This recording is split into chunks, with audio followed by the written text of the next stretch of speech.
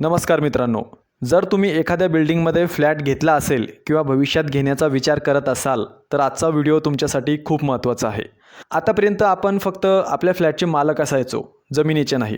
पण आता महाराष्ट्र सरकारने एक गेम चेंजर निर्णय घेतला आहे, तो म्हणजे व्हर्टिकल प्रॉपर्टी कार्ड लागू करण्याचा। हे कार्ड नेमकं काय आहे, याचे फायदे काय आहे आणि तुम्ही यासाठी अप्लाय कसं करायचं, हे सगळं अगदी सोप्या भाषेत आज मी तुम्हाला सांगणार आहे। व्हिडिओ शेवटपर्यंत नक्की बघा आणि अशाच महत्त्वाच्या माहितीसाठी आपल्या चॅनलला सबस्क्राइब करून बेल आयकॉनचे बटन नक्की दाबा। चला सर्वात आधी समजून घेऊया हे व्हर्टिकल प्रॉपर्टी कार्ड आहे तरी काय।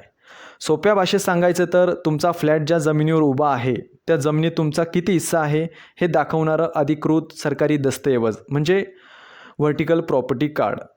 आतापर्यंत काय व्हायचं, आपण फ्लॅट विकत घ्यायचो पण ती जमीन सोसायटीच्या किंवा बिल्डरच्याच नावावर असायची। पण आता या नवीन नियमानुसार प्रत्येक फ्लॅट मालक त्या जमिनीचा अधिकृत शेअर होल्डर असणार आहे। तुम्हाला प्रश्न पडला असेल की हे कार्ड का आणलं। याआधी काय व्हायचं, जमिनीवर आपला कायदेशीर हक्क नसायचा। जेव्हा बिल्डिंग रिडेव्हलपमेंटला जायची तेव्हा बिल्डरचा जास्त फायदा व्हायचा आणि बँक लोन मिळायलाही अडचणी यायच्या। पण आता या कार्डमुळे सर्वात मोठा फायदा फ्लॅट मालकाला होणार आहे। यामुळे जमिनीवर तुमचा कायदेशीर हक्क प्रस्थापित होईल, बँक लोन अगदी सहज मिळेल, प्रॉपर्टी विकणं आणि वारसा हक्क ट्रान्सफर करणं सोपं होईल। रिडेव्हलपमेंटच्या वेळी तुमच्याकडे तुमच्या हिश्श्याचा पक्का पुरावा असेल, ज्यामुळे बिल्डरांकडून होणारी फसवणूक कमी होईल। सर्वात महत्त्वाचं म्हणजे या कार्डवर QR कोड आणि डिजिटल सिग्नेचर असणार आहे, म्हणजे अगदी आधार कार्डसारखी ही तुमची प्रॉपर्टी ओळख असेल। आता सर्वात महत्त्वाचा मुद्दा, हे कार्ड कसं मिळणार। नवीन फ्लॅट घेणाऱ्यांसाठी 1 जानेवारी 2026 पासून हे अनिवार्य असेल। या कार्डशिवाय रजिस्ट्रेशनच होणार नाही, तुम्हाला वेगळं काही करायची गरज नाही। ही पूर्ण प्रोसेस बिल्डर आणि रजिस्ट्रेशन ऑफिसमार्फतच पूर्ण होईल।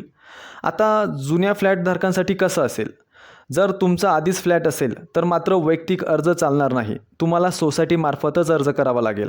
यासाठी अंदाजे ₹500 फी असू शकते आणि लक्ष द्या, यासाठी शेवटची तारीख डिसेंबर 2027 ही आहे। या तारखेपूर्वी अर्ज करणं बंधनकारक आहे। आता पाहूया सोसायटीमार्फत अर्ज करण्यासाठी प्रोसेस कशी असेल आणि डॉक्युमेंट्स काय लागतील। सर्वात आधी सोसायटीची मीटिंग घेऊन सर्वांची मंजुरी घ्यावी लागेल। यासाठी काही महत्त्वाची कागदपत्रे लागतील, 7/12 उतारा, बिल्डिंग प्लॅन, फ्लॅट ओनरशिपचे डॉक्युमेंट्स, सोसायटी रजिस्ट्रेशन पेपर्स। हे सर्व डॉक्युमेंट्स घेऊन तुम्हाला सिटी सर्वे ऑफिस किंवा शासनाच्या ऑनलाईन पोर्टलवर अर्ज सबमिट करावा लागेल। यानंतर सरकारी अधिकारी प्रत्यक्ष साईट व्हिजिट करतील, तुमचा जमिनीतील हिस्सा ठरवतील आणि त्यानंतर तुम्हाला तुमचं व्हर्टिकल प्रॉपर्टी कार्ड देतील। मित्रांनो, हा रिअल इस्टेट क्षेत्रातला खूप मोठा निर्णय आहे। आता तुम्ही फक्त हवेतल्या फ्लॅटचे मालक नाही तर जमिनीचेही मालक असणार आहात। तुमच्या सोसायटीत जर अजून यावर चर्चा सुरू झाली नसेल तर आजच हा व्हिडिओ तुमच्या सोसायटीच्या व्हॉट्सअप ग्रुपवर शेअर करा आणि सर्वांना याची माहिती द्या, कारण 2027 नंतर ही संधी मिळेल की नाही याची खात्री नाही। व्हिडिओ आवडला असेल तर छान माहिती अशी कमेंट करा, व्हिडिओला लाईक करा आणि अशाच महत्त्वाच्या माहितीसाठी आपल्या चॅनलला सबस्क्राईब करून बेल आयकॉनचे बटन दाबायला विसरू नका। धन्यवाद।